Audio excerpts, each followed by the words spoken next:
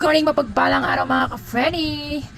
For today's vlog ay gagawa po ako ng embutido for benta, pang negosyo. Dahil hindi po ako nagtitinda ngayon, ay kailangan kong may gawin. Dahil nasasayang po ang aking oras, ang araw. Kaya, munti ko nang makalimutan at mahiwa ko lahat to bago ko i-video. Kaya, bago ang lahat, ito po ang ingredients na aking gagamitin. Dalawa po itong carrot at ito na yung isa. Naghihiwa na po ako. At ang sibuyas po ay 2 kalahati lang. Ang bell pepper ay bali 2. Green and red. Nilagyan ko ng green para maganda ang kulay. Actually, ang kailangan ko pong gawin na mga sangkap ay puro tigwa 1 cup. Kaya 2 kalahati kasi may nakita po akong kalahati. Basta kung kulangin man sa 1 cup ay okay na rin po yun. Ang akin pong pork ground beef ay pork giniling, sorry. Ang akin pong pork giniling ay 1 kilo. At ayan, syempre meron din ako ditong pickles. Ang binibili ko po yung pickles na ginuguhit, kinikilo or ano. Wala akong mabili kaya ito na lang naka-pack. At syempre, andyan may paminta, may asin, at saka lalagyan natin ng cheese. Nasa rep pa. At meron ditong itlog. 4 na itlog po itong lalagay ko.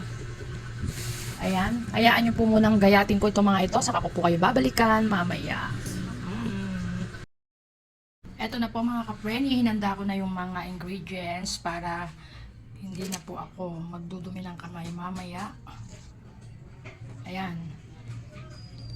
Ito po yung ating red and green bell pepper, 1 cup. 1 cup na sibuyas na red, pwede pong white.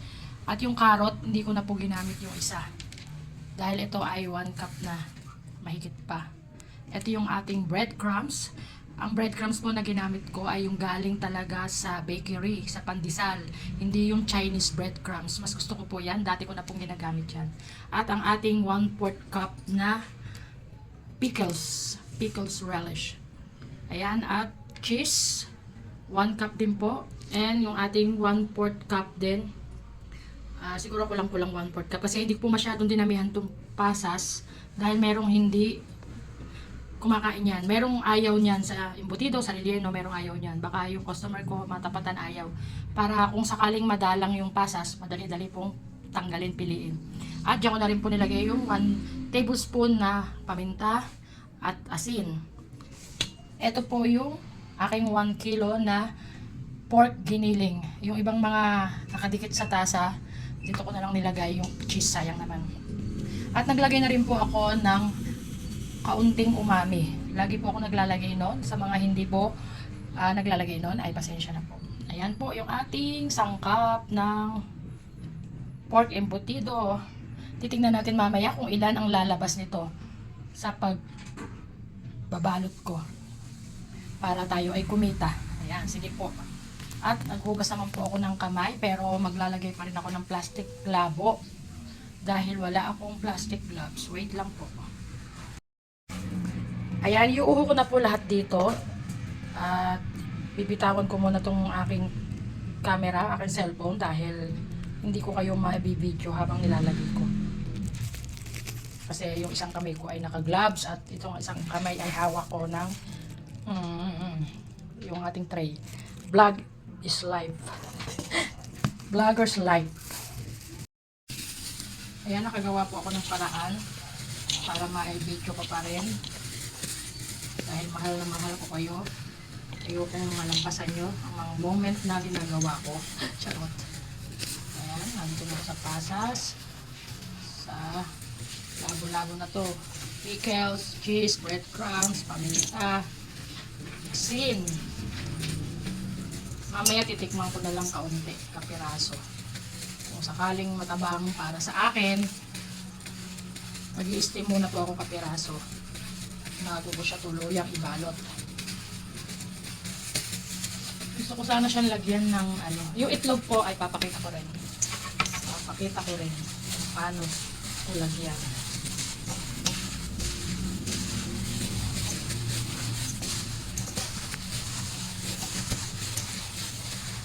Mainam din po talaga na rektang kamay. Rektang kamay na lang kaysa may plastic pa. Talagang ganun. Marami lang talagang masasabi ang ibang tao, hindi pare-pareho sa mga makakapanood. Bakit walang gloves? Kung talagang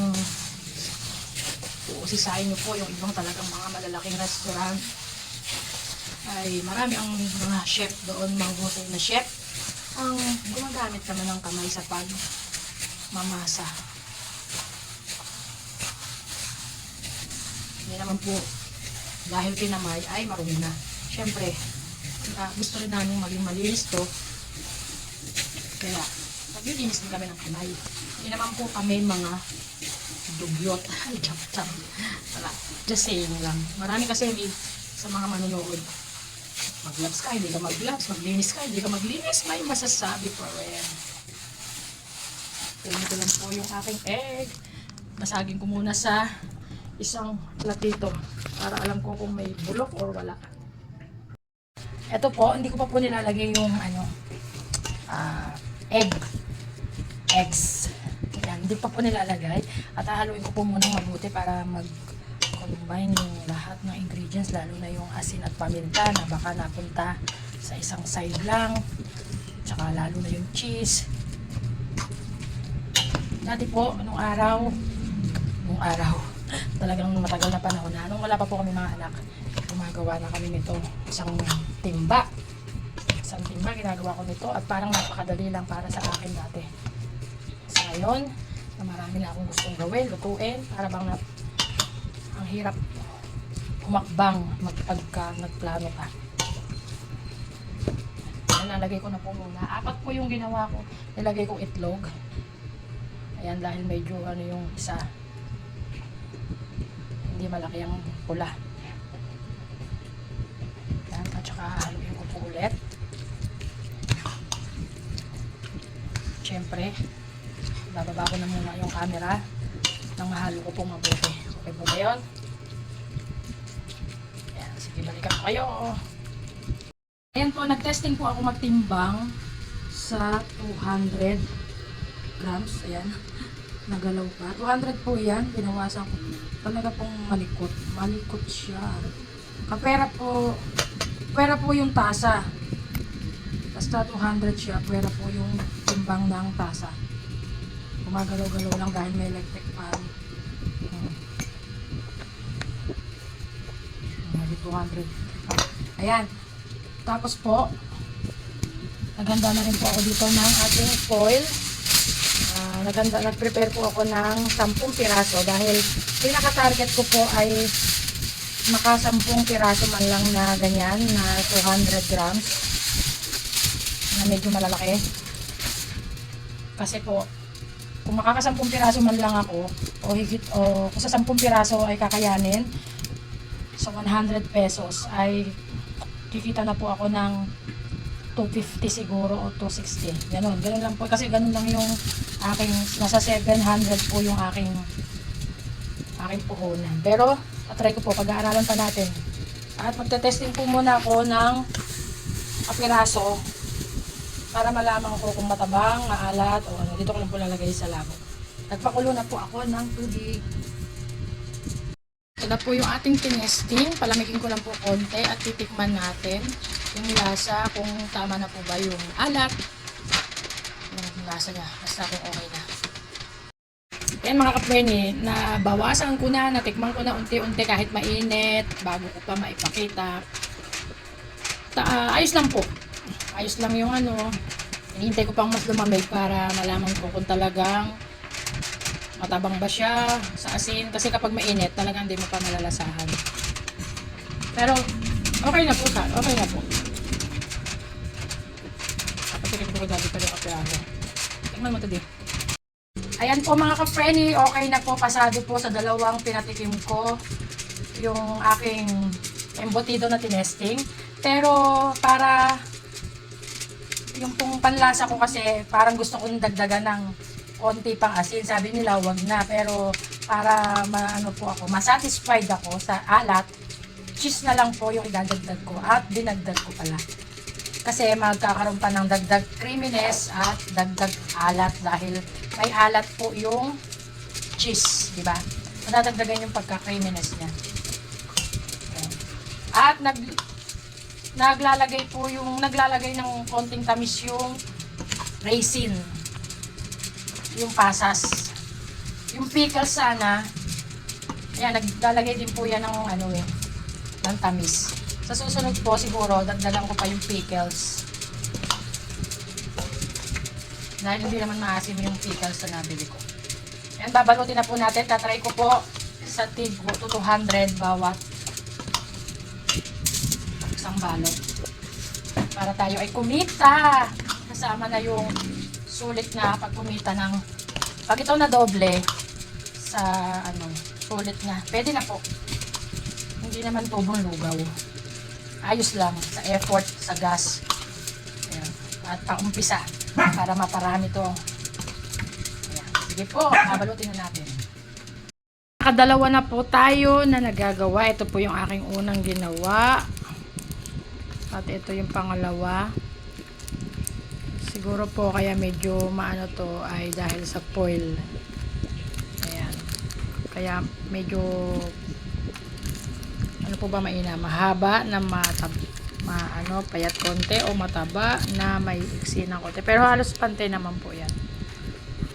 Ayan, tutuloy ko lang po. Sana maka 15. Wow, 15. Frenny, eto na po. Nakagawa po ako ng siyam na balot lang. Siyam na piraso lang mga ka-Frenny. Nakakalungkot na hindi man lang umabot sa aking ine-expect na 10 pieces. Pero okay pa rin po. Siyam na piraso at kasama po yung kung isasama po yung aking tinikman kanina, yan, makakabuo pa ako ng isang maliit para sa tikim na rin po namin to. Yan. At pare-pareho po yan. Pare-pareho po ang timbang. Pare-pareho po ang timbang nito. Yung hindi pa nababalot, tigto 200 grams. Ayan, sa 1 kilo po, yan po ang lumabas. Kaya, para makuha natin yung ating puhunan at makakumita man lang kahit na merong 300 or 250 dahil kung isasama ko yung gas, kung hindi ko naman isasama yung gas, nasa 300. Kung isasama ko yung gas, yun, mga 250 lang po. Hindi pa kasama yung foil. Ayan. Talagang ganon ang buhay. At least, kahit papano, nakatikim at merong Ayan. Sige po mga ka-Frenny. Sa gusto mag-try, ibebenta ko po syempre nga yan. Kaya ako sinabing sa 100. Kung napalabinlim ako man lang yan pero yan po ay talagang pang-okasyon. Ito yung sa mga handaan na embutido, hindi to yung purong harina lang. Kung ibebenta ko po ng mura, gagawin ko po, dadamihan ko yung harina or kaya yung breadcrumbs. Pero nakita nyo naman na tigwa 1 cup. Pero at saka yung cheese 1.5. Ayan, sige po muli mga ka-Frenny. Hindi ako nagpapakita dahil ako ay haggard na haggard look. Hindi ako nanonoklay. Ayan, sige mga ka-Frenny, muli po mapagpalang araw sa inyong lahat. Medyo mahaba ito kaysa sa dati. Muli po salamat ng marami. Hanggang ngayon ay nandiyan po kayo. Road to 3,000 subscriber po sana hanggang December. Tagal po mag-ipon ng subscriber pero yung revenue matagal din po. Naway maging dumami pa kayo mga nanonood. Salamat po. God bless everyone. Ingat po lahat. Please like, share, comment, and subscribe. And be a blessing to others. Spread the good vibes. Pray every day. Yan po yung ating outro lagi. Bye.